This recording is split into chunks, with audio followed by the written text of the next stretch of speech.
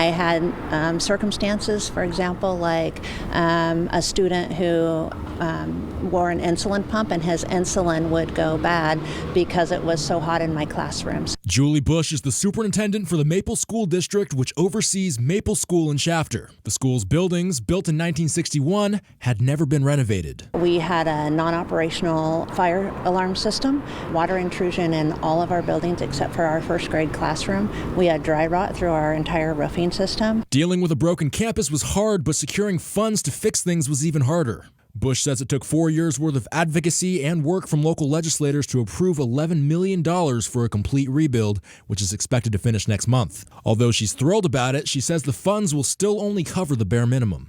Parking lot, parent pickup, drop-off, bus parking, any play fields, that's not part of the project. She says her school received less than half the funds it usually takes to rebuild a school. Prop 13 would authorize up to $15 billion in bonds aimed at modernizing public campuses, removing lead from water, and increasing affordable housing for students. However, some are concerned about the language used in the proposition. The Kern County Taxpayers Association says passage of the prop will increase local school districts' borrowing capacity by 60%. So that means you'll be seeing more and more school bond elections. Ultimately, for the local taxpayers, their tax bills on schools could go up 60%. Turnipseed also says the prop gives priority to schools that have union labor agreements for construction. But most small, poor districts don't have project labor agreements. But the prop is gathering support from the LA Times and San Francisco Chronicle because it focuses on buildings and classrooms that are suffering from years of neglect and makes it a priority for low-income school districts to get a share of the money. Bush saying that she's confident that Prop 13's passage would be good for her small school. One of the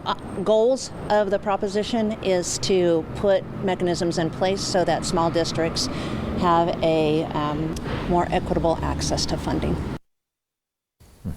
Yeah, and guys, public schools that can be helped out by this bond include K-12 schools, UC schools, and CSU schools. Very cool. Thanks, Austin. There has been some confusion on social media, especially if this Prop 13 has anything to do with the Prop 13 from the 70s about property taxes. What can you tell us about that? Yeah, actually it has nothing to do with that Prop 13 whatsoever.